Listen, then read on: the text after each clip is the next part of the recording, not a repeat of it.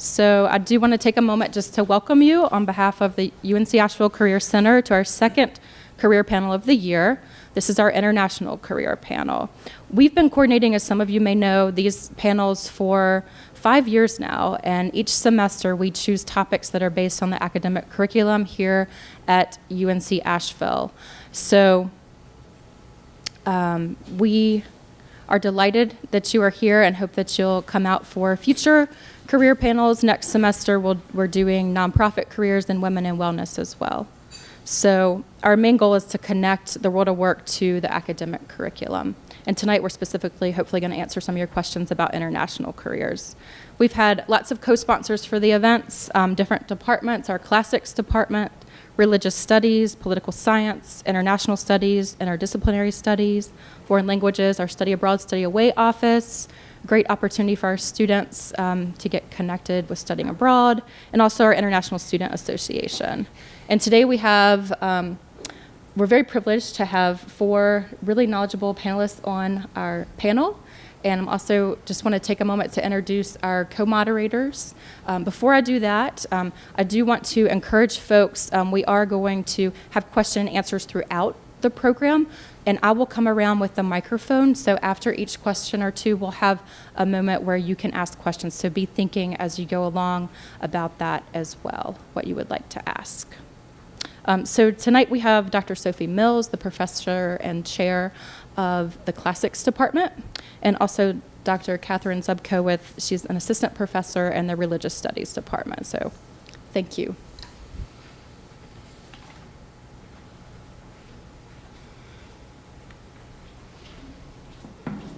So welcome, everybody. We're glad you can be here for this international panel on international careers. I think there's going to be a lot of really good information for people who are seeking to bring their skills that they may be developing here at UNCA out into careers that are now spanning across the global network. So we're going to actually start by having each of our panelists introduce themselves and say a few key points about themselves that they would like you all to know, as well as kind of how their career has evolved. So maybe we'll start on this side, if you would. How detailed do you want to be?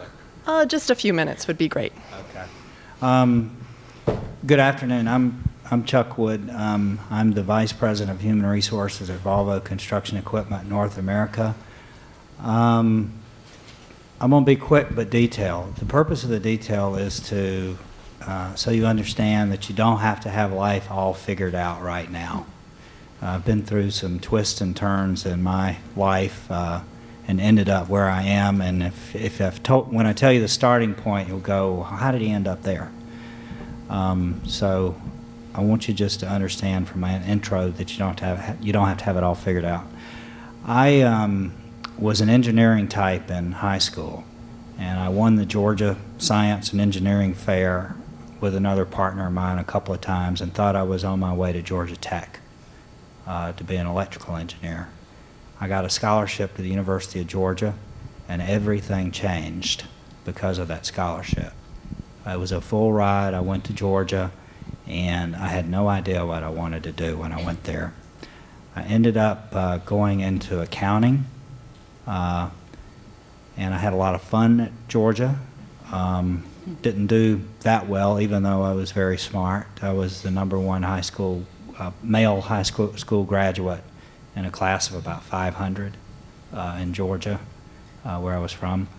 Had a great time, got out, became a bank auditor for 6 months, and decided I really don't like this.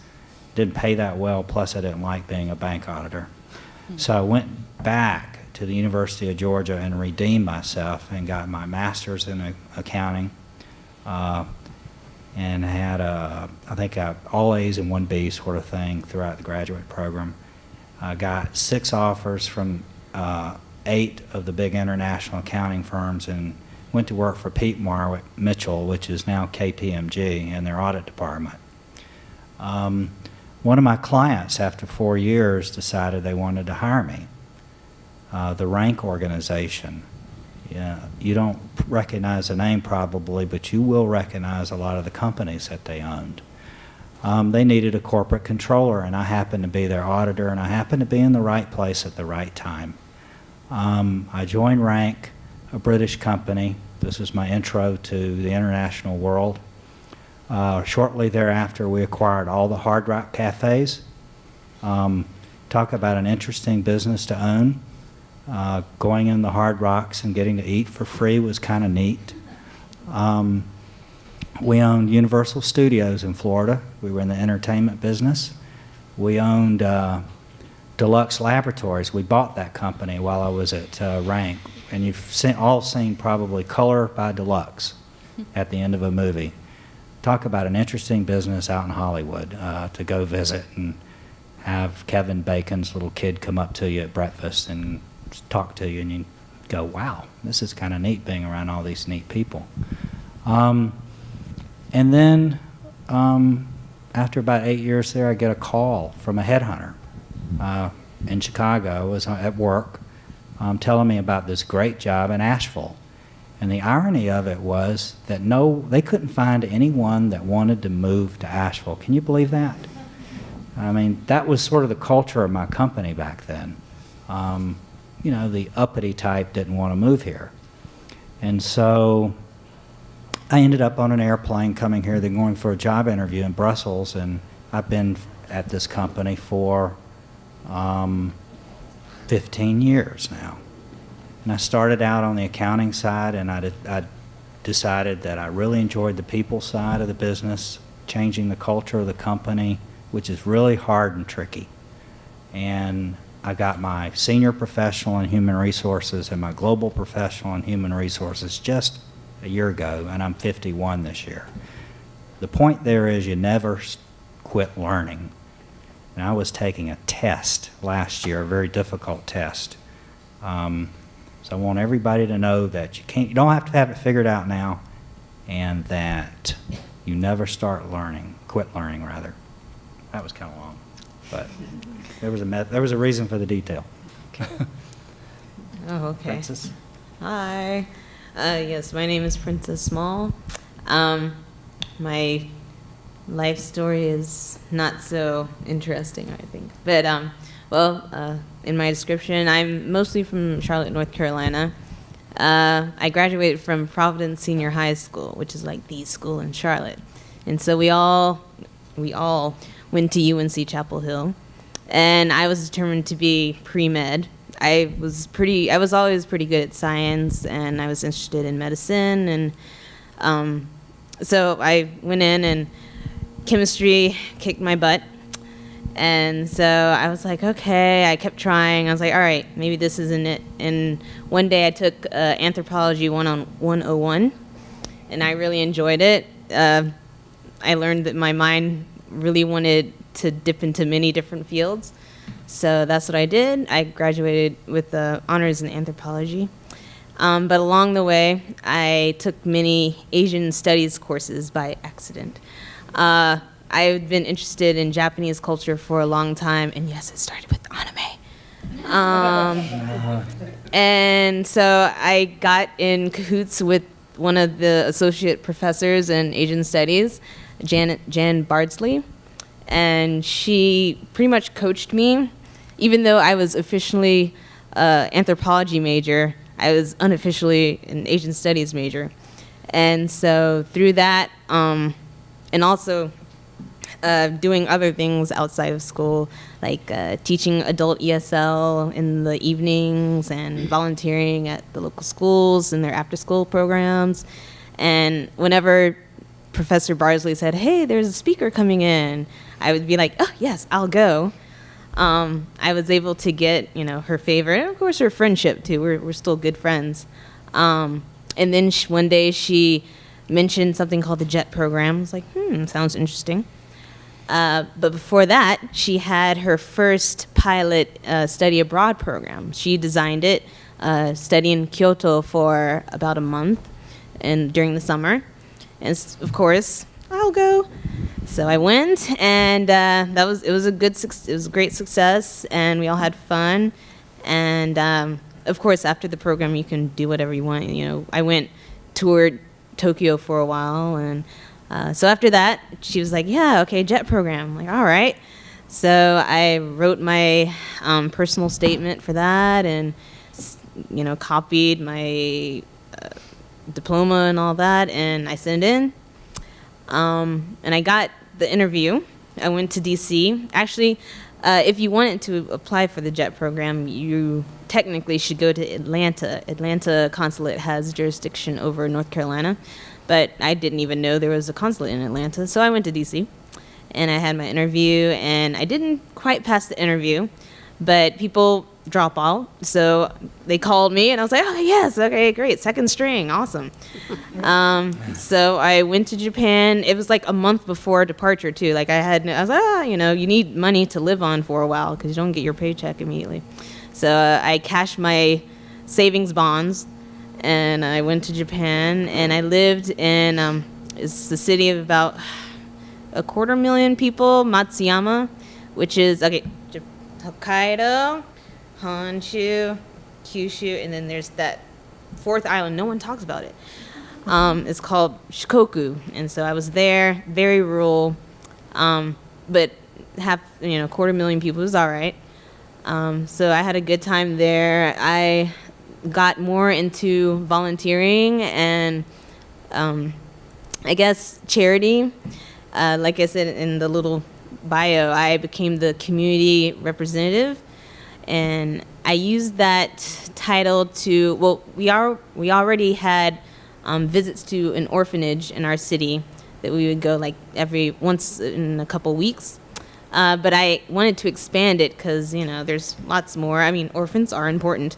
But there's also, lots of elderly people who are getting ignored because their culture is changing, of course. Like, usually they have the filial piety, you take care of your mother-in-law and all that, but there's more and more retirement villages popping up. So we actually lived around the corner from one, so I would go there. Like one time, me and a colleague, I played the bongos and he played his guitar, and it was great, and we played the staring game, and it was pretty fun, They enjoyed it. They don't have to move much, right? But yeah, so I kind of expanded it there, and I also went to Sri Lanka to hopefully establish some connections there so we could contribute to, there was a boys' orphanage. They're continuing building that, and I went to a convent in Nuwara Eliya, which is like the heart of Sri Lanka, and they have Habitat for Humanity, and of course, the Boxing Day tsunami, that was before then. No, it was the Boxing Day tsunami. It also damaged some villages in Sri Lanka as well, so I went and did that, and sent some money and clothes and my computer over there, so that was nice. My colleagues were happy to do that. And then after JET, I sort of wanted to go on a round the world trip to volunteer, like my own Peace Corps, but I didn't save any money because it's really fun on JET. And so I went to South Korea. First, I went to Jeju Island, which is, South Korea peninsula. And then there's this little island, again, maybe no one's heard of it, but it's the Hawaii of Korea. And so I lived there for a year. I saved a little bit of money, but it was still way too fun. So I stayed another year, and this time I did save money. But I went on the mainland to a very, very small village. It's in Jeollanam-do, which is southwest, and it's known as the Rebel Province. But anyway, it's a long story. So I stayed there, and I wasn't able to get into my community as much as Japan, but I still tried. Like, I went to different functions, and it was a little harder, a little more difficult, because you are in a very, very rural area, and they're still not used to black people, not used to white people, not used to anyone that doesn't look like them. So it was kind of interesting, but that was a pretty successful year overall. And then I came back here October 6th. Yes, I just got here. And so now I'm about to become a tour director because, I've not finished traveling and teaching on a little bit. But yeah, so that's my life story. Wow, you said you didn't have much. I'm one old fellow woman, and that's kind of what they would have called me during my Peace Corps service in Vanuatu. I am one old fellow woman, and I had a different path than these guys. My generation grew up where expectations were you maybe got a job, or big expectation was to get married and have a family. And that was really important to me because I think it did factor into my undergraduate studies. I went to Westchester University in Pennsylvania and majored in health and phys ed because when it came time to choosing a major, it was tried to figure out what I was good at, and I was good at playing games, all kinds of games and sports, and I could write, and English was another thing that I was good at. So I kind of said, well, English, PE, the PE and the outdoor thing and the sports obviously won out. So I finished my degree, and just on cue, which is what happened in the late 60s, early 70s, you met your husband and had an engagement ring on your finger before you left university because that validated what you were supposed to do.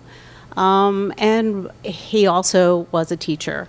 And we ended up starting our career teaching, actually not in Pennsylvania, but actually in Delaware, which is close to where, it's actually not very far from where I went to university. So I taught public school. My husband taught in a private school setting.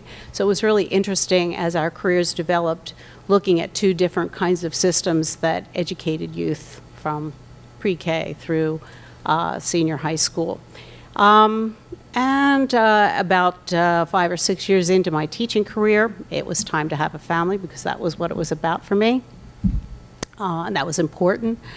I'd always put all of these things that I wanted to do on the back burner. And I guess when you think about careers, I look at my sons now, and they like to put the fun part in the front part of their career.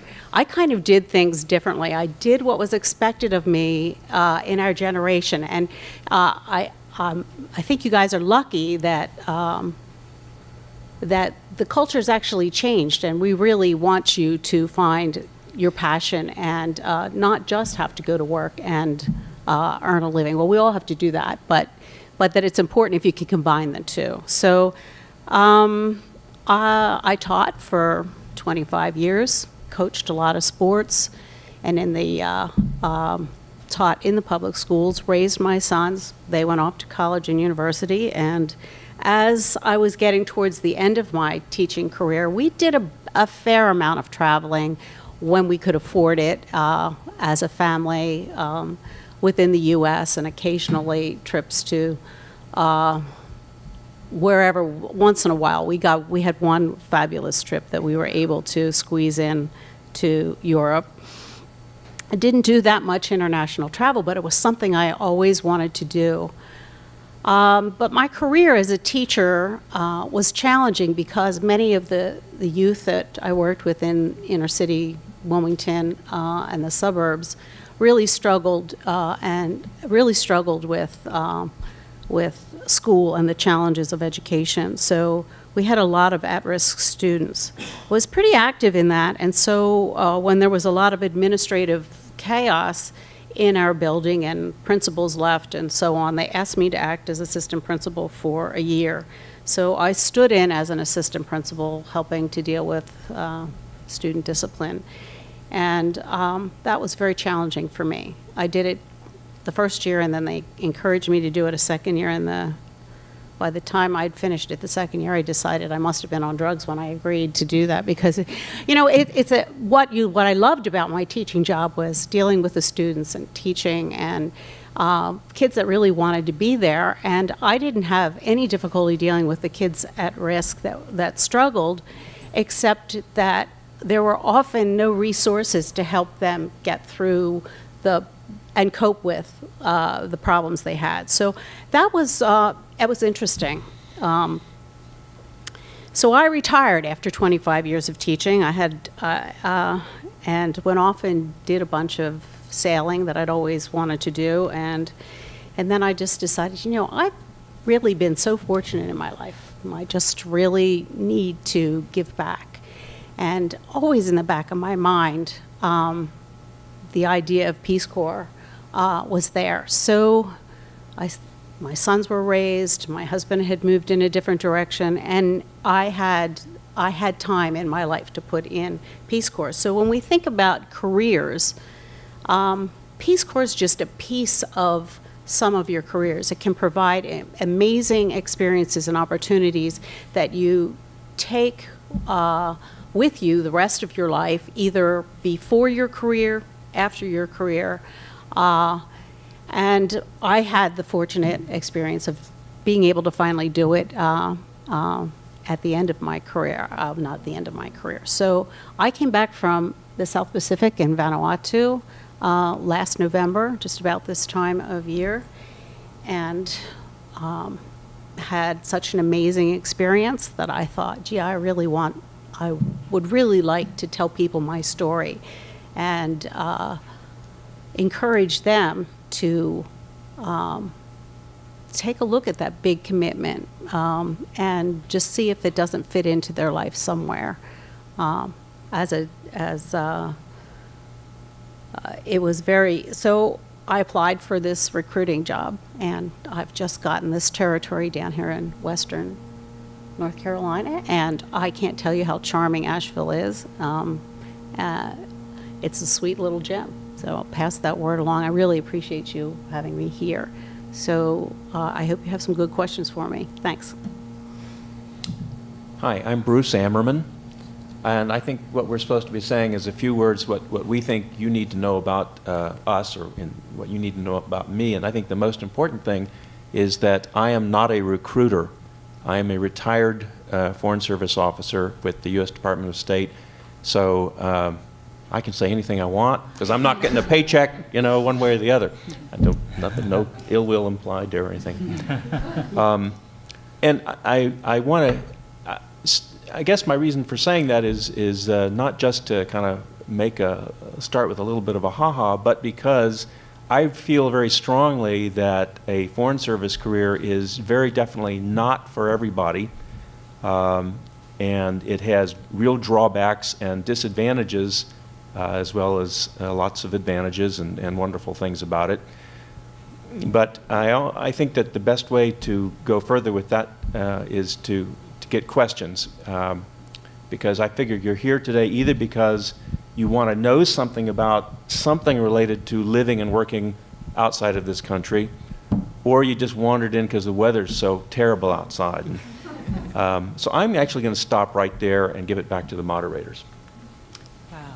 Thank you all so much. That is a really interesting and very diverse set of experiences. And I'm sure there's going to be lots of questions that you'll want to ask. But perhaps let's move on to the second thing, again, of a sort of broadly informational nature.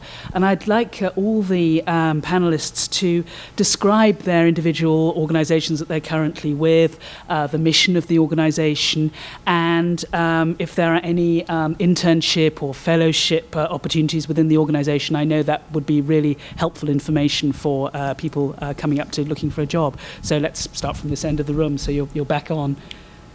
Well, the organization I'm with is my wife, I guess. All right. I retired in the end of 2006, and we decided, this is an opportunity to get the heck out of D.C. and giant cities. I've lived in so many huge cities, Hong Kong and New Delhi and Bombay, and let's go someplace nice for a change. and let's go someplace that we just want to go live there, and not because, that's where the job is. So that's why we're here in Asheville. But the question is, of course, in my case, about the State Department. I wrote it on the board over there, the whiteboard. I hope everybody can see it. Careers.state.gov. If you can remember that, and write it down, or write it down and look it up when you get home or wherever. There is more information on that website about Foreign Service generalists, that is, Foreign Service officers, Foreign Service specialists, about the exam process, about the careers, about the career tracks, about the opportunities for students and for internships. If you read everything there, then you would know a lot more than I do about this thing. I really recommend it to you as a resource. In fact, I'll just stop right there and pass the baton. That's great. I like his technique. I know, it's brief and right to the point. Well, I'm with Peace Corps, and you can remember me real easy because I'm www.peacecorps.gov, all one word, and no caps, just easy. And I can't say enough about our website because it's really amazing. You can, if I haven't answered your question, please go there. I encourage you to go anyway because you can look at it at your own pace and your own speed and focus in on what you're specifically interested in.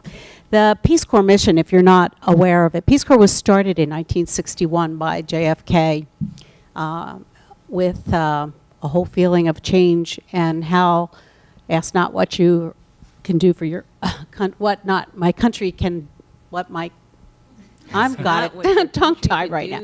Right, but what you can do for your country. And it was a real call to service, not just to everybody. And he developed and came up with the idea of developing a corps of people that could go to countries that requested it and provide skilled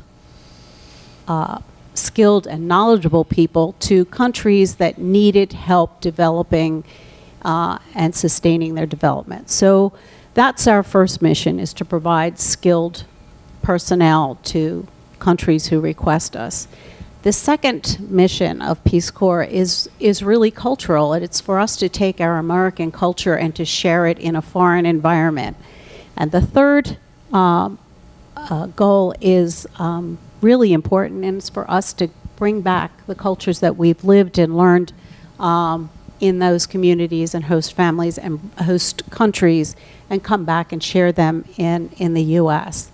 I can't imagine that there's not someone in here who's had a chance to talk to somebody who's been in Peace Corps.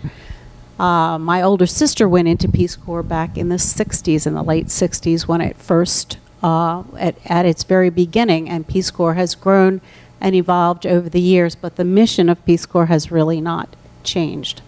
I'm not really sure that I would call Peace Corps a career. In fact, we have some limitations in it as a career because it is a 27-month commitment for the volunteers, but even within the organization that supports the volunteers, both in country and in the host countries, there is a limit in the term and the time that you can actually be employed by the Peace Corps. So it's an experience that you might want to add, thinking about putting it in front of your career, or maybe just something that you feel you need to do before when you finish your career to round out things and the desire to contribute and grow. We do not have, that's not true. We do have some internships in headquarters. And I'm still new. This is my just the beginning of my third week in this job. And I know that we have a couple of interns that work in our Roslyn office, which is the recruiting office for this region and north of here. So we do have some internships, but there are also 2 graduate programs that Peace Corps is connected with. One program is called the Fellows Program, and that is after you've completed your Peace Corps experience. And we have about 50 or 60 colleges and universities that will provide certain programs that you can apply to grad school and give you tuition assistance and tuition help. It's called Peace Corps Fellows.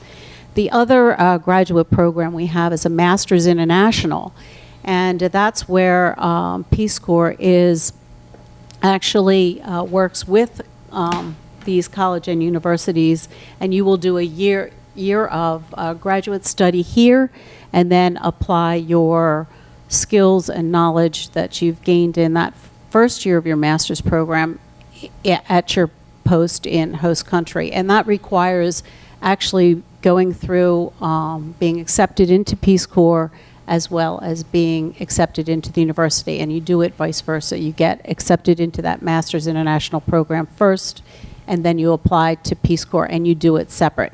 But both of those programs are also explained in a greater detail on the website. So I encourage you to go on and just click on what tickles your fancy, and get more information about just what kind of programs, where in the world we are. Okay, thank you. Okay. Well, I'm not going to cop out like Bruce. I'm going to tell you everything. All right. But actually, I'm here on behalf of the Atlanta Consulate, and they gave me this neat little checklist to go down. So I can read you the mission statement of the JET program, okay? So the JET program was started with the purpose of increasing mutual understanding between the people of Japan and the people of other nations. It aims to promote internationalization in Japan's local communities by helping to improve foreign language education and developing international exchange at the community level. All right, and let's see. Specific aspects of JET include, these are general work experience, of course. Like JET, they often hire people straight out of university. You graduate, what am I going to do? All right, I'll go to Japan and teach English. That's what happens, right? So you, like I said, you send in your application, you have the interview at the consulate. That would be one of his jobs, maybe. You didn't, because you were abroad. When you go to the consulate, you're interviewed by a Japanese person and maybe one or two American consulate workers. Sometimes a contract worker. But yeah, so that's one of their jobs there. And you gain teaching experience if you're interested in maybe pursuing a career like that. I was, when I graduated, I was thinking, ooh, I'll be an anthropology professor. But anyway, life changes things. But teaching experience, it's your actual job as a teacher is not, every situation is different. My first year on JET, it was like working holiday. I'd come in, I might have 2, 3, 5, maybe classes a day.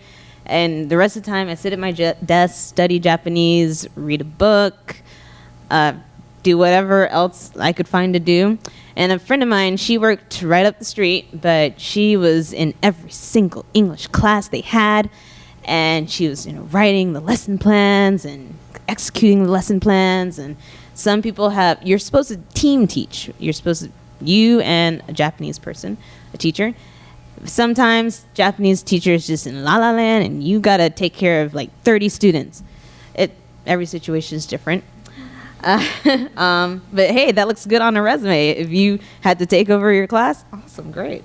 Cross-cultural exchange, yes. We did a lot of that.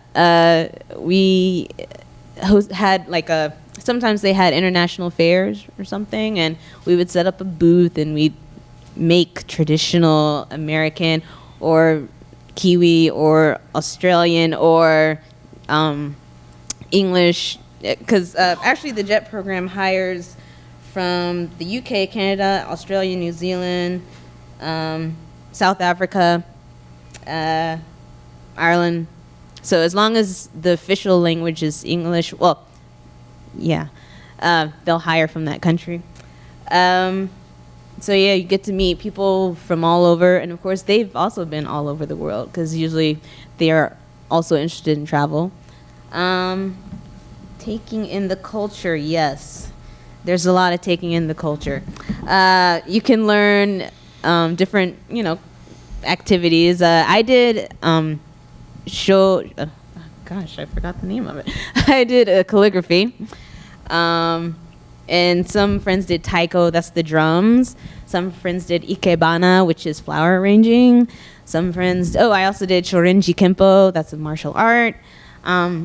People will welcome you. They're like, yes, foreigner wants to be in our class, yay. It's always like that. You can maybe even get it for free or a very discounted price, even though you're making a great salary.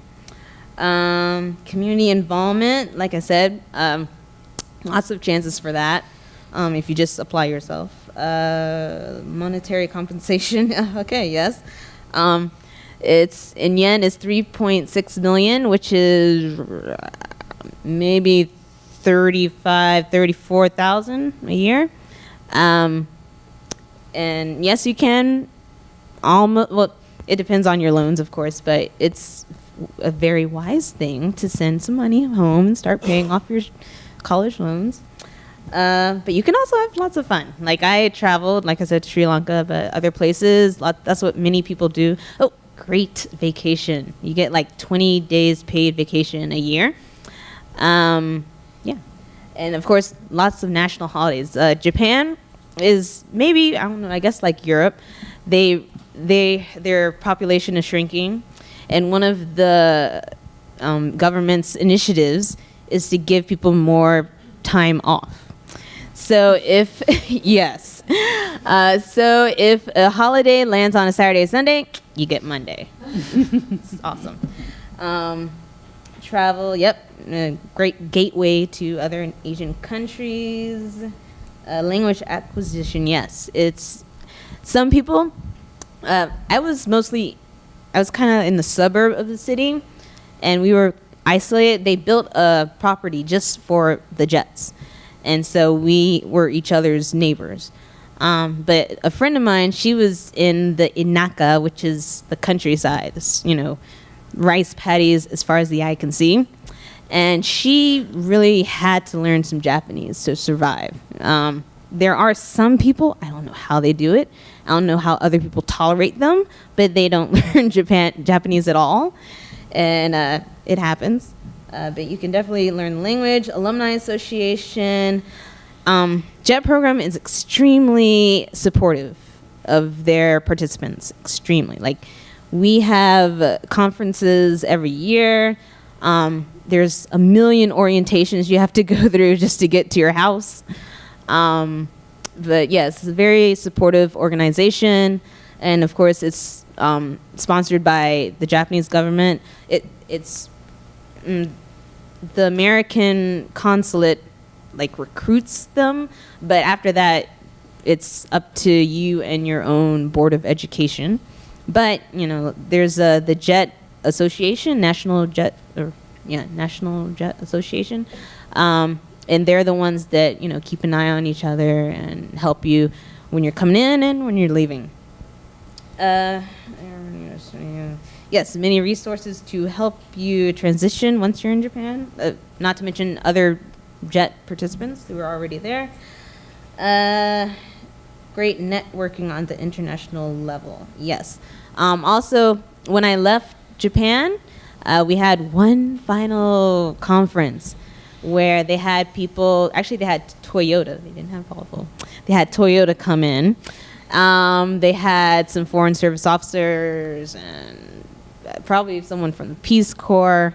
But mostly when it comes to the people that they choose are very, outgoing, curious types. Again, like people who want to be involved in the community at home and abroad. So they bring in people who can talk to them and say, hey, maybe you'd be interested in this after your JET experience. And, we do value your international experience. And so, of course, that's great points. And, yes, networking with young professionals. Again, like people from the UK, Australia, New Zealand. So you definitely keep in touch. I keep in touch with my friends. I almost know where they are. You never know sometimes, but they're there for your networking pleasure. Let's see, what else? Japanese. Oh, there are three. Hold on a second. There are three kinds of JET participants. You can be an assistant language teacher. That's what I was. Yeah, it's kind of self-explanatory. You teach English. You might have like an English club you organize, or you might go on field trips and that kind of thing. There's something called a coordinator for international relations. I'll just read this one. CIRs are engaged in activities of an international nature under the guidance of the Division Management of Offices in Local Governments. That just means you sit in a government office instead of a school office. Related organizations, they usually act as liaisons, and they're usually bilingual, or almost bilingual. Your proficiency in Japanese should be pretty good. Because there's no English teacher beside you to translate, hey, we don't have to come to school tomorrow, that kind of thing. It's, you're in the office with other Japanese people, and you are in charge of coordinating events between Japanese community and other foreigners. And then there's the sports exchange advisor, and I've never met one of these. But apparently they do international exchange through sports activities. Yeah, okay. And that's pretty much what's going on. Let's see, okay, yeah, so that's about it. All right, next. Okay, I'll tell you a little bit about the Volvo Group in a nutshell. We employ about 100,000 people. We are one of the largest manufacturers of on-highway trucks in the world. We manufacture under 3 brands: Volvo, Mack Trucks, you may not know it, but we own Mack Trucks here in the U.S., and Renault Trucks, which are principally sold in Europe. The division that I'm in is Volvo Construction Equipment. We are the 3rd largest producer of construction equipment in the world. Caterpillar's number 1, Komatsu's number 2, Volvo Construction Equipment is number 3. There are a lot of other companies in the Volvo Group, but those are the main companies that you need to know about. My particular division, Volvo Construction, is by far the most global of any of the divisions within Volvo. We have manufacturing in all parts of the world. We sell our products all over the world. The office here in Asheville is principally charged with the distribution and support of our equipment in the U.S. and Canada. We used to have Central America, but we handed that off to our international division. One thing that you probably don't know about Volvo is that we are the world's largest producer of diesel engines that are 9 liters and above, the larger diesel engines. So we have a stake in the environment. We're very conscious, and part of our core beliefs are producing diesel engines that meet the highest of emission standards and that sort of thing. If we can improve the emissions and the fuel consumption of our engines just a little bit, we think of the amount of fuel that can be saved and the cost that can be saved by our customers all over the world if we can just reduce the fuel consumption of our engines just a little. And being the largest producer of diesel engines, we have control of that, and it's something that we're very proud of. Say a few other facts about Volvo Construction. I agree with Bruce. International assignments are not for everyone. I've seen some that have been extremely successful, and I've seen some that have been total failures. And the ones that are total failures generally involve people who are not willing to go to a foreign country or a country not of their own origin and embrace that culture and to integrate themselves into that culture. And what happens is they try to take, you never can change who you are, obviously. But what they do is they try to take their values and their ways of doing things into that foreign culture, and it backfires in their face. They actually miss the purpose of the assignment. The purpose of the assignment is to go to that environment and to integrate in with the people there and the way that they do things, and to expand your horizons and your appreciation for how they do things and what they do, and their foods and those sort of things. There's also the soft side of learning their culture too, which are the things, sort of the touchy-feely things, how they interact with people, which is very interesting too. So I agree with Bruce that it's not for everybody. Well, there's a wide array of experiences and potential opportunities represented by our panelists today. And before we turn to the audience to open up for questions, I'm going to ask of our panelists one very short informational question. If in a minute you could identify 3 skills or qualifications that candidates who would be looking to apply to your organizations or programs, what would look good on a resume or something to actually bring up during an interview? What kinds of skills or qualifications would your organization be looking for? And I'll start here on this end with Chuck, please. Well, I hate to say it, but it depends. It depends on what kind of position you're interviewing for. If you're going to be an engineer, are you going to be an accountant, or are you going to be in sales and marketing?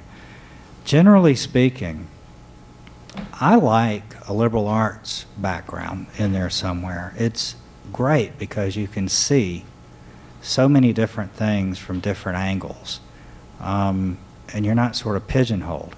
My belief is if you have a good liberal arts education, and I don't have one, mine is in accounting, but I've come to appreciate the liberal arts more and more as I've grown older, that you can almost embrace anything else if you've got a good liberal arts education.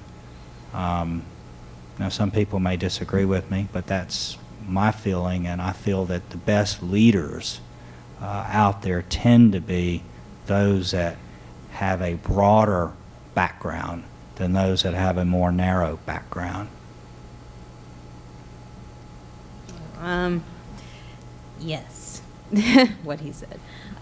JET program, like most government institutions, you never have any idea what they're looking for. I heard so many stories. All right, don't say that. You should say that. Don't. All right, yes, liberal arts background is, of course, helpful. This is a teaching job. It's not rocket science, but definitely 3. An ability to adapt. Adaptation is key, because I'm sure we've all, lost in translation. It's pretty much like that. I hated that movie, but it's pretty much, it's like I'll use Korea as an example. Sorry, I know it's supposed to be a minute, but all right, Korea as an example. I spent 2 years in Japan before Korea, and I went to Korea. It can't be that different. They're like that far apart, but it was culture shock again. So adaptability is really important because their culture is thousands of years old. I've been alive 28 years. Second, I would say an interest in being involved in your community, in any community. Like, you can't sequester yourself. It's a bad idea, especially when you're abroad. So you need to be an outgoing person who's not afraid to be in a situation that you may not understand 100%. Number 3, you should like kids. You should like kids. Or at least be able to tolerate them for 8 hours a day. Yeah, all right. That's great. And before I give you my 4 things that I think will help make you a competitive applicant. I want to also state that I know I talked about Peace Corps being at the beginning of some people's career, and it was at the end of mine, but there's lots of volunteers who interrupt their careers or change careers and put Peace Corps in the middle. So that's also an option. Also, Peace Corps is not for everyone. So that be said, there are some things that can make you really competitive and things that you'd like to have as part of your Peace Corps experience. The first thing is professional skills and experience. The more skills and professional experience you can gain, the stronger your candidacy will look. You need to be flexible, and that kind of relates to what Princess said about adaptability. Flexible, not flexible about where you would like to serve in the country, and appropriate, so that it's an appropriate match. Language skills, go ahead and get at least a year in French, 2 years in Spanish. Not just learning that language that might be a helpful skill to match you up, but it also shows us that you know how to learn a language and use it. And the other thing that I want, the fourth thing, is really get as many experiences as you can with leadership and community service. It helps broaden your approach and your perspective on volunteer service. Okay. This is kind of a counterintuitive sort of thing, I think. In my last job with the State Department, I was on the Foreign Service Board of Examiners, which selects incoming Foreign Service. And I still have a small continuing role with them. And so I've seen many resumes and many applications, and most of them are just chock-a-block with marvelous things and honors and achievements, some of which are real, many of which are probably real. I mention this because what counts from our perspective is not what's on the piece of paper, but what can you do in front of me when it's the Foreign Service exam, when it's the oral exam or whatever. Because we see this, we wouldn't believe how often we see this. People from excellent universities who have just marvelous degrees, and on paper they have just got everything, but when they get in front of you, they can't strut their stuff. They cannot show what they've got, and if you can't see it, it's not there. That's sort of my take on all this thing. Now, again, if you go to the website, you will see in excruciating detail what we're looking for, what the different attributes of a successful Foreign Service officer are thought to be, and what it goes into, just all broken down into all kinds of detail. But when push comes to shove, we have to see it in front of us in a very short period of time under pressure. So it's about being able to do it, not just to have it somewhere in the back of your mind somewhere. Thank you. That was a very interesting set of answers also. At this point, perhaps it might be nice to throw the floor open to the audience to offer any questions that you have. And if you could wait for Holly to get to you with the microphone, stick up your hand, that would be great. I think there's one question. Yeah.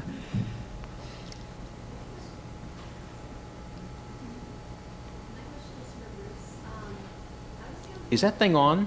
No. It's a trick microphone. It's a trick microphone. My question is for Bruce. I was wondering what kind of magazines, books, things like that led you to your interest in the career that you had at one point, now are happily retired in, but like international magazines, foreign, like what interested you in foreign affairs? Is that one of the questions on this thing? Well, Kind of, but I also Because you're not tweaked it. allowed to ask any of these questions. But I tweaked it. Yeah, they forgot I to put tweaked the it. don't. I actually don't know of any. You know, the minute you say something like instantly, the opposite jumps into your head. The first job I ever had was in a tiny library in a tiny museum in Florida. At the end of it was a planetarium. So, and in the hallway leading up to the door into the planetarium, all the lights were off because they wanted your eyes to adjust to the darkness of the planetarium. And they had these paintings of constellations and day glow, you know, and like the paint that glows under black lights. And at the very end of this hall, next to the door to the planetarium, was a tiny little door into this tiny little library where I had my job, watching out over these thousands of old National Geographic magazines, mostly. So that's how I got to spend, you know, that summers looking through endless. You can imagine which issues I was looking for. You know, the one with the. Well, we won't go into that, but you know, so that was a sort of exposure to, you know, to foreign places and foreign times, and that's about the only thing that I can think of in the way of books and I read a lot as a kid, read all kinds of things, but I don't know that my interest in this career came from that. I was very fortunate when I was in college to be offered by my parents a study abroad experience. And it was a wonderful, to Italy, and it was just one of the best, you know, years of my life, and from which I thought that I was a seasoned world traveler who could, you know, do well in any culture, which was not correct.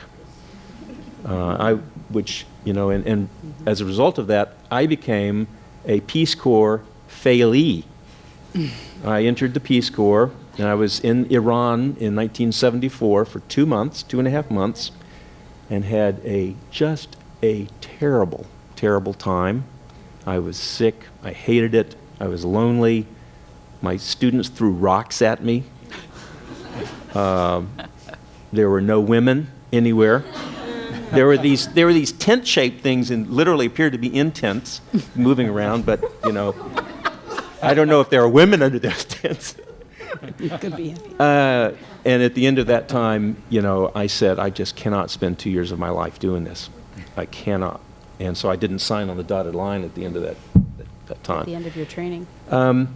But, you know, hopefully it taught me something about myself. And really, that goes back to something that Chuck was getting at, is, you know, boy, you know, at this stage of your life, you know, you try things, and sometimes you find out very quickly, ooh, this is a giant mistake.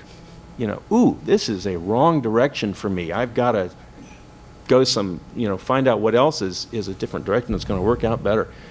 That answer went nowhere for you, but I think I'll stop there. Well, actually, I have something to say about that, because it has been a while. I took the Foreign Service Officer exam, and actually there's a group, if you're interested, there's a group on Yahoo.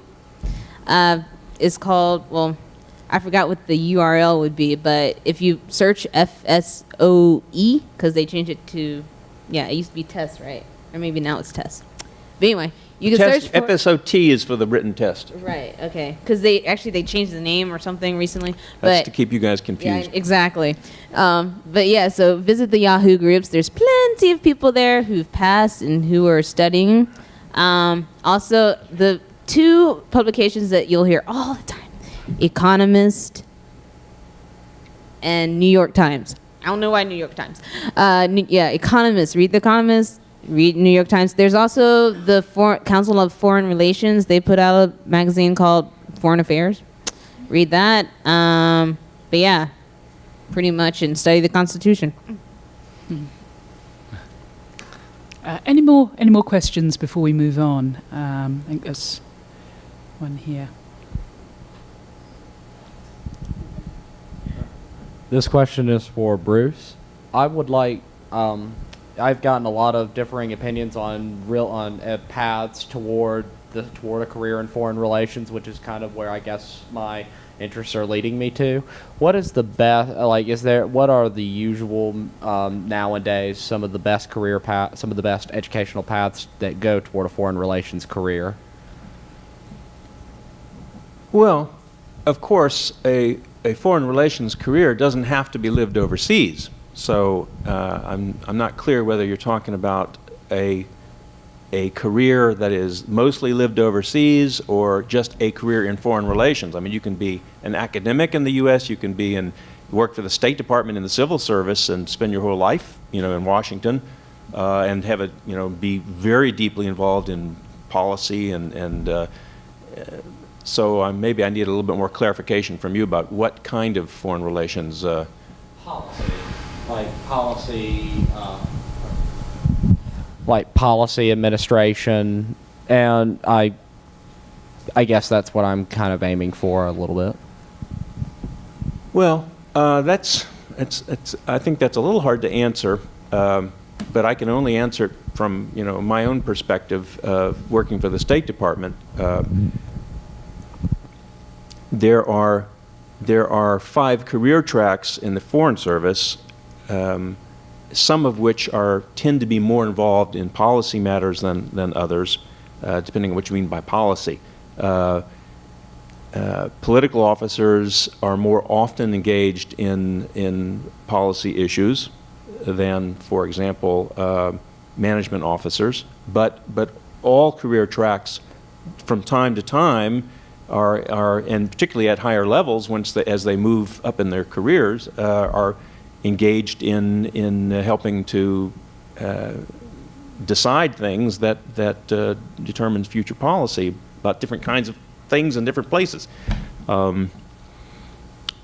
What more are you looking for? Because I need some direction here. I think that was kind of where I think that's enough. I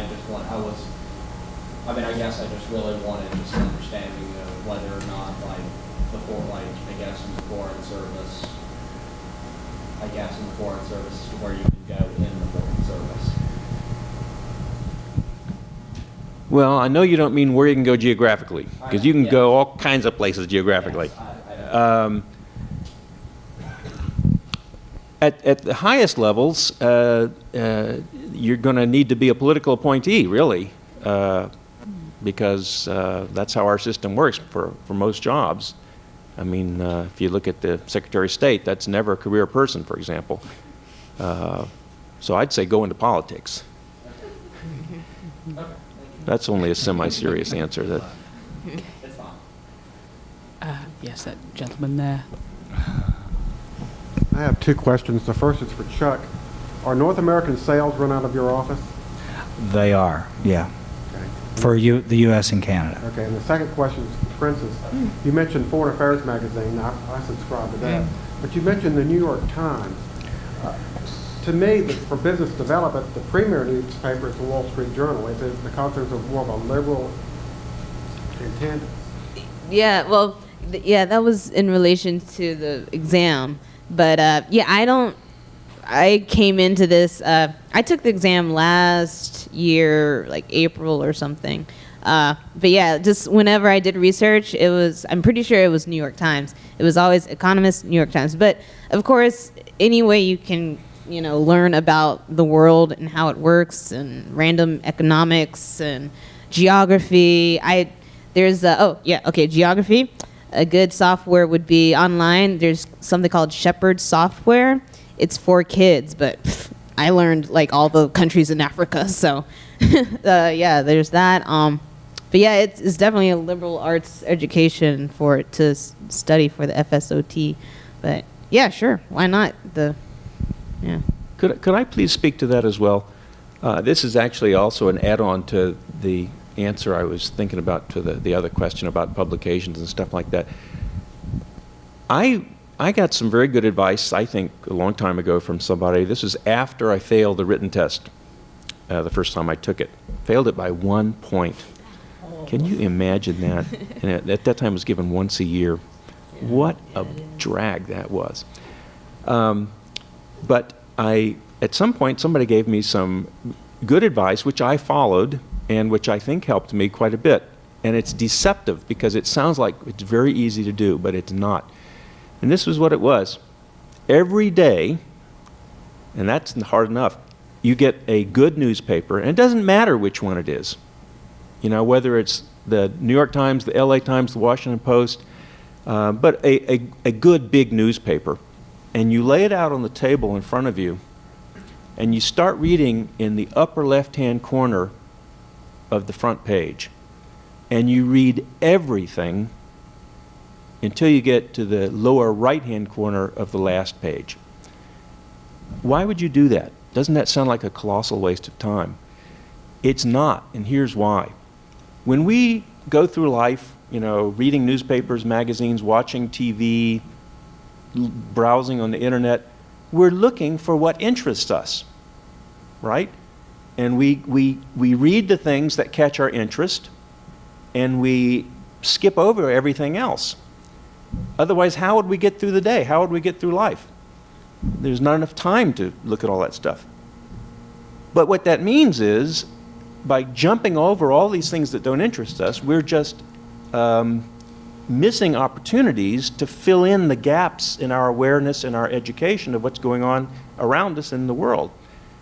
Because when you get to, whether it's the Foreign Service test or some other kind of a situation where you're being pressed for information, where you run into trouble is not on the stuff that you know about.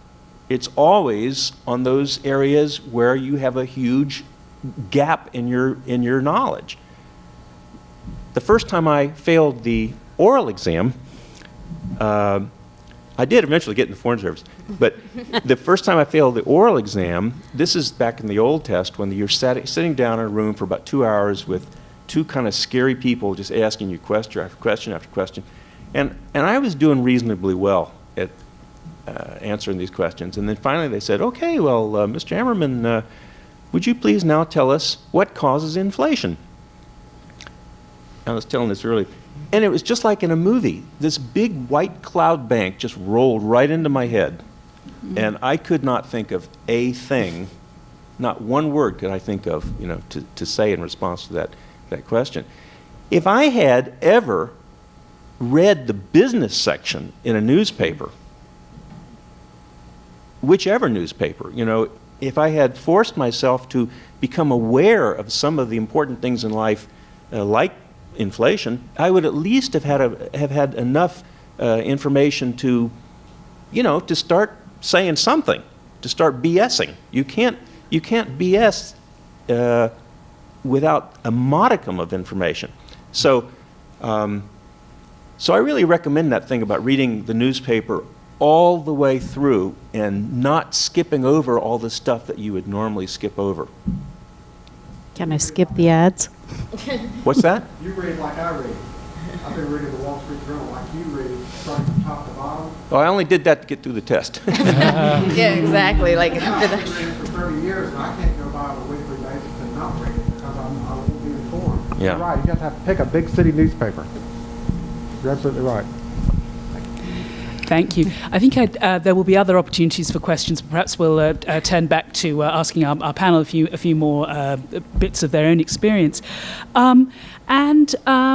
Bruce has already, I think, addressed this a little bit with his less than thrilling experiences in Iran. But obviously, an international career, it comes with great rewards, and sometimes it comes with challenges as well. And I was wondering if perhaps one or two of the other panelists would care to speak about things that were wonderful, things that were perhaps a little bit less wonderful, things that we don't necessarily think about when we're thinking about the glamour or supposed glamour of an international career. Princess, how about you? Well, to be honest with you, I have worked internationally. I mean, I deal with people around the globe every day, travel a lot internationally, but I've never taken the opportunity to move internationally. And I remember when I was offered a big job in our company in Korea, and my wife cried. And that's some of the reality you go through. She said, "Well, we're not going over there." And it wasn't because we didn't like the people.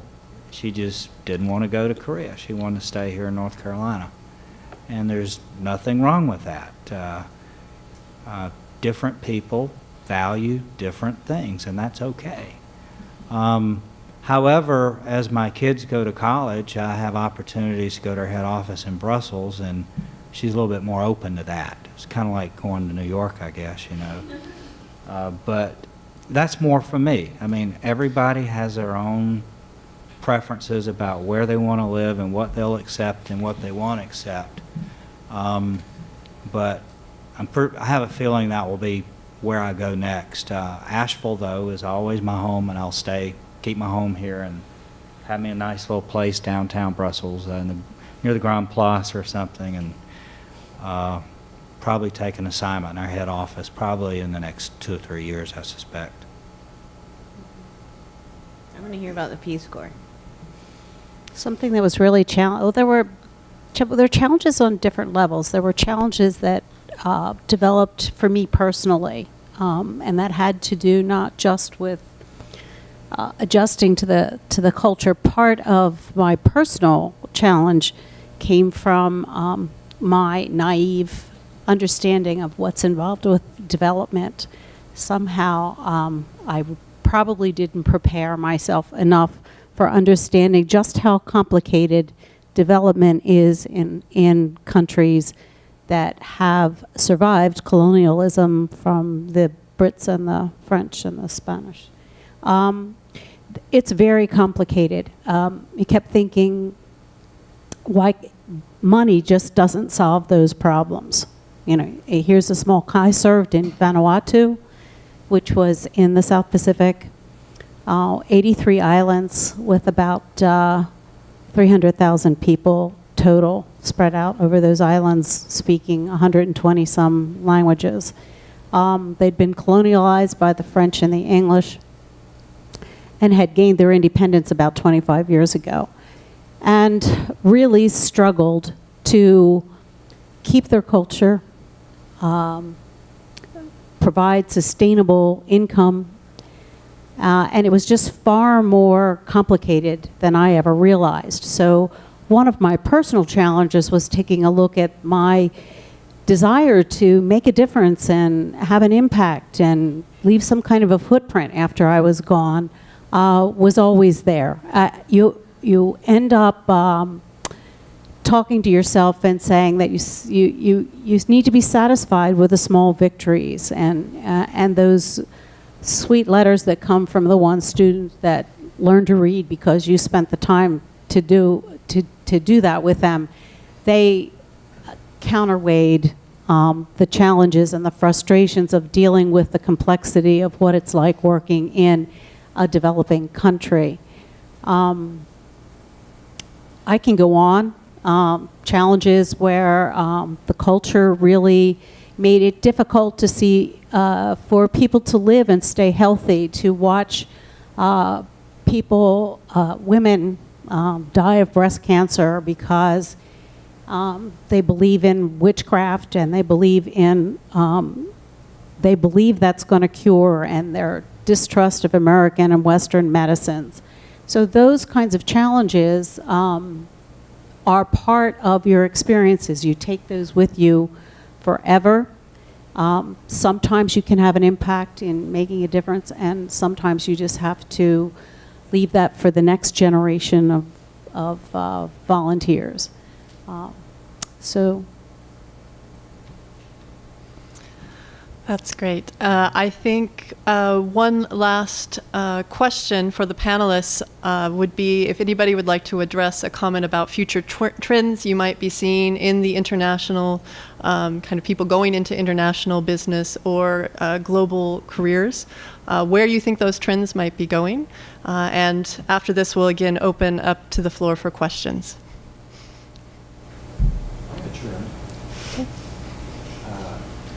Amazingly, the State Department has received authorization to increase the size of the Foreign Service by 25%.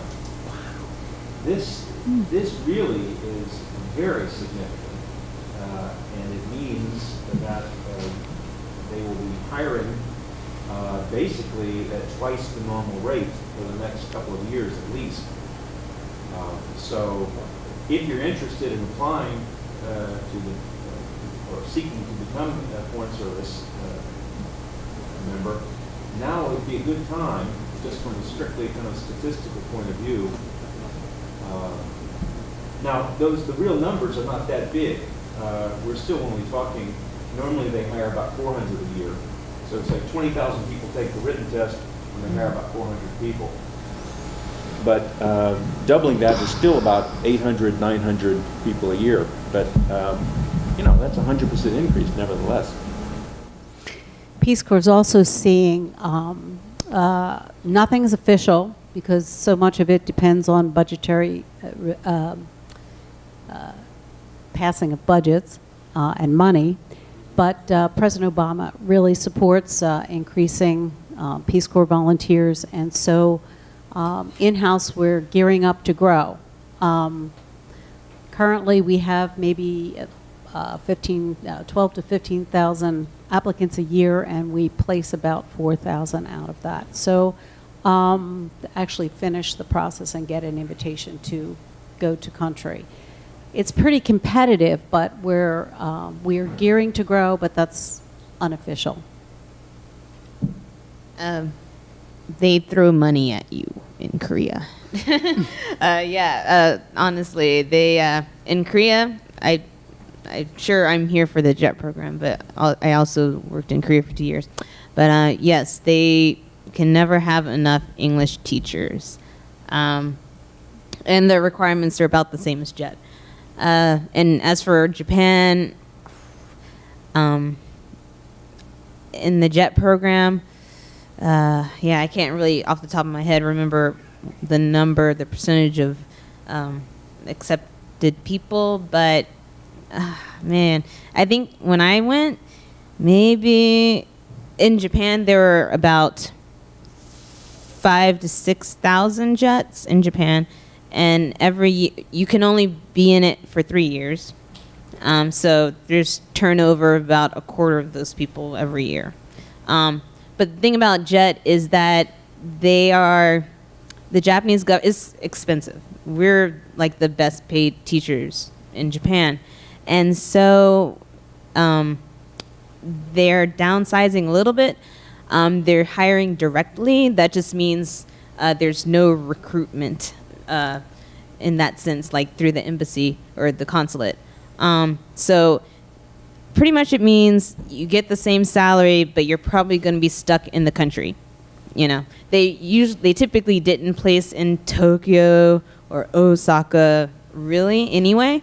But yeah, you'll just probably be placed in a more rural setting.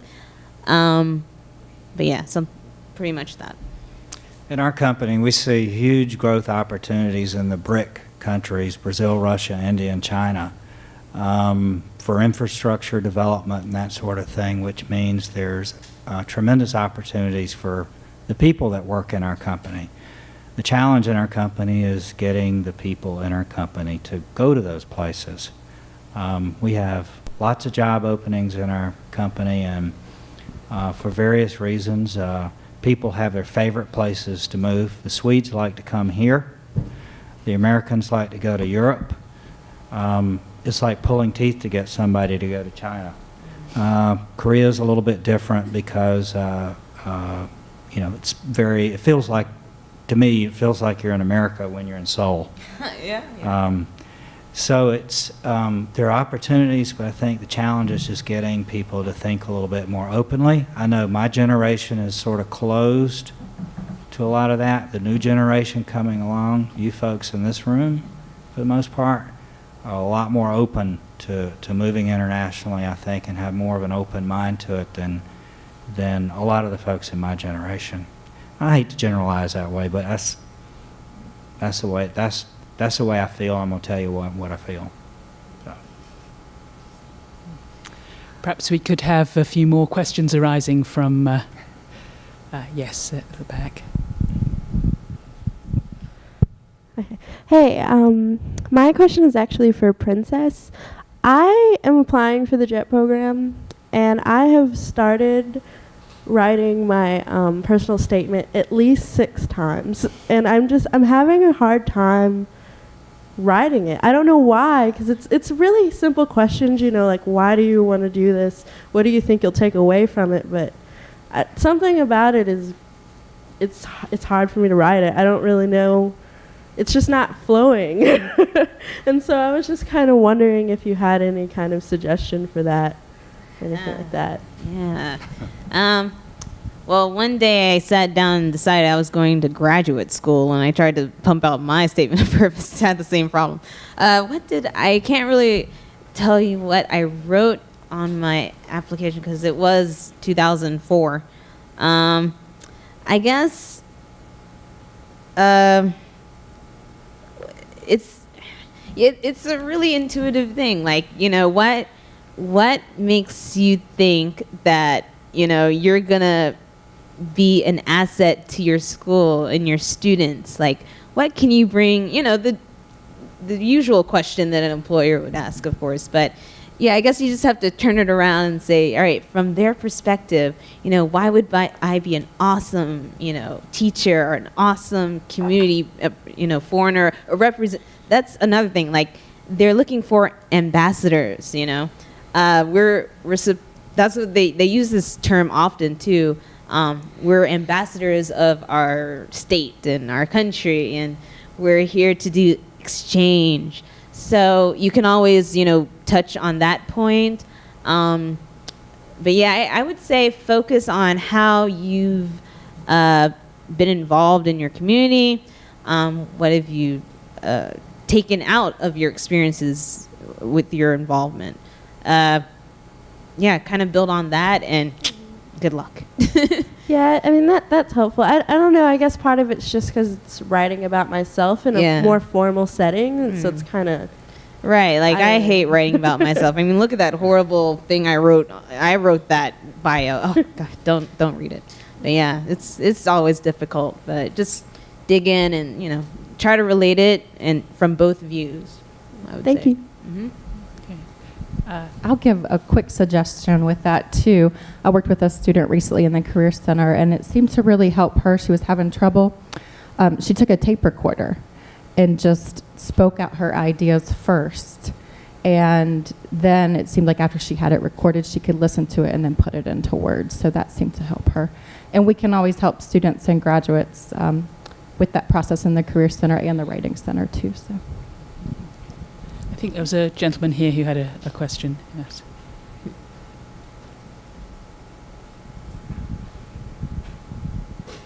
Hi, my name is Ivan. I'm an exchange student from Hong Kong. And I think coming to Austria is probably one of the best decisions I have made in my life, because I have met a lot of students from different countries, like Austria, Sweden, Australia, and Any Mexico. Americans? Did you meet any Americans? Of course, Americans, yeah. And I really enjoy building connection with different people from different countries. Like many of my friends told me that when I visit their country, I must contact them and stay in their home. And I really enjoy to learn their culture and that kind of stuff. And I wonder if I want to work abroad for my first job, what do you suggest me to prepare in order to achieve this objective? Because I'm trying to work in the U.S. and but I still have one more semester to finish in Hong Kong. And after I graduate, what channel should I use, or what kind of information should I look for when I want to find a job here or other countries? What's your area of interest? You mean my what industry? Yeah.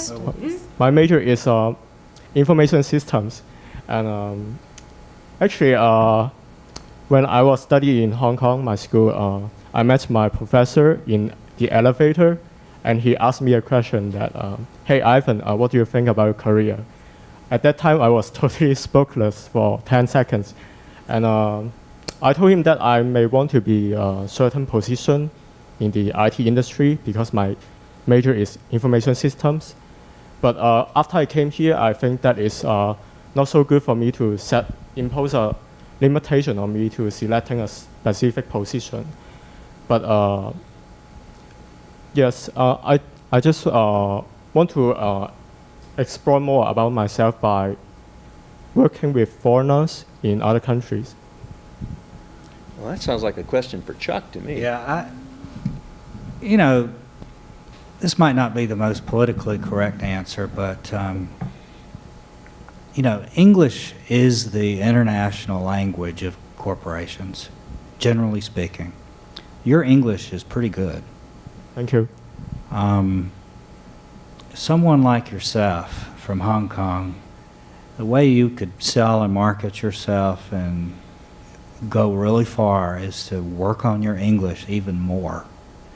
And sound like a Westerner. It doesn't mean you have to become a Westerner. You mean to improve my accent? Exactly. Because it's like Princess was saying. It's all about selling and marketing yourself. You've got to have the brains and all that and the knowledge and so forth, but work on that. And I just think that somebody like, it's like we've got a Chinese girl working for our company. And she graduated from UNCA, and she is very, very, very smart. And because she speaks Mandarin Chinese, and we own a Chinese company, and we're starting to do business with that company in South America, possibly here, she can write her own ticket. And the better that she can speak English and talk with our executives in Brussels, because they all speak English. The Swedes speak better English than some people around Asheville. They really do. That's no joke. I just think that is something that I would focus on if I were you. And you're doing a good job with it so far.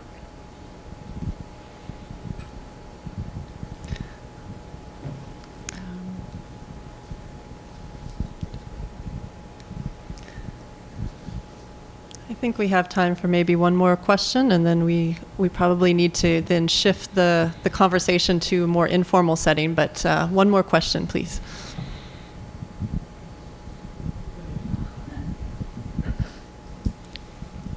I have a question for Janet. Is it I know, easy? I mean, yeah, I'm not. I've heard of the Peace Corps helping out with graduate school after doing the time.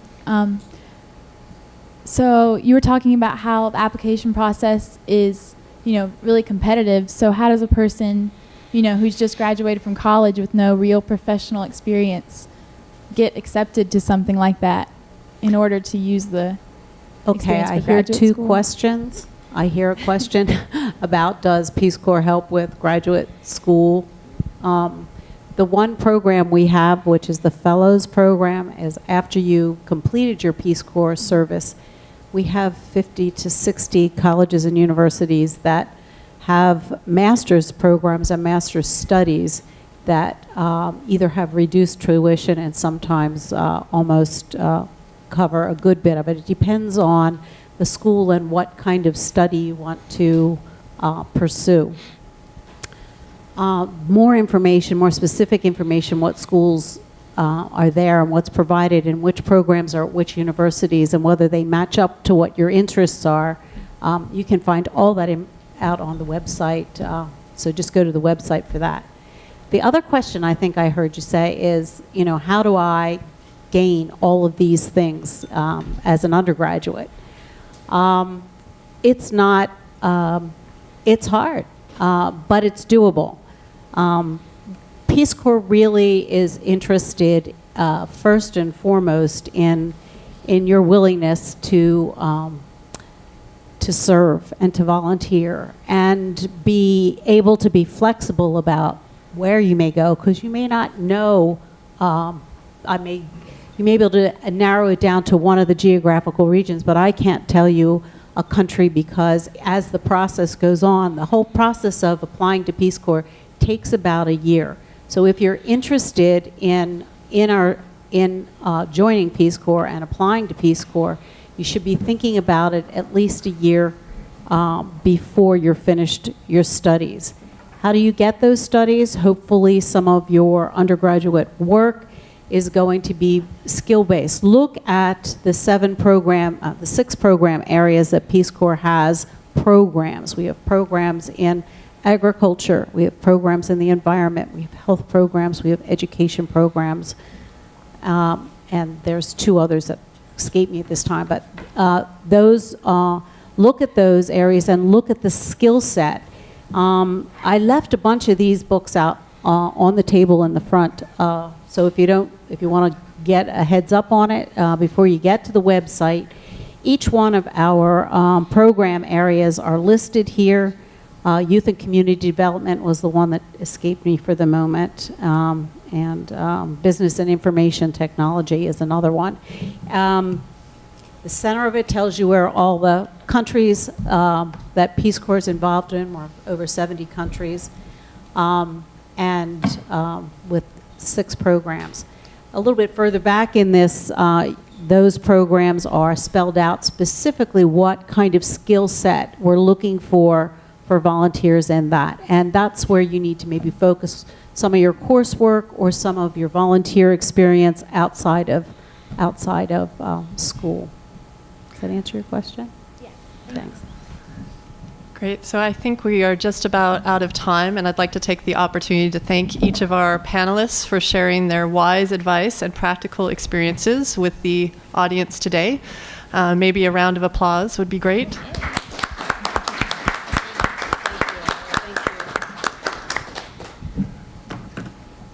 Great. I just had a couple of quick things. I definitely heard a common theme of don't give up. I heard a couple of them say that they had failed the first time, so I really liked that. Secondly, definitely take a few minutes to fill out your evaluation, and Mikhail, she'll be collecting them. We do want your feedback, and we also encourage you to stay. There is refreshments behind the door, which the building manager will lift that up in just a minute, so I encourage you to stay for networking and refreshments. And panelists, don't run away for that reason, but also I have a special gift for you. Katie Scully, one of our diversity scholars in our office, the university has a program that helps recruit folks from diverse backgrounds and geographical locations, and she's been a volunteer with our office for 4 years, and she does amazing pottery. So I have that gift for you as well. So we really appreciate you volunteering your time to give to us and the students and alumni and community here. Thank you. Thank you. That's a very international tradition to exchange gifts. So I appreciate that. Thank you. Thank you.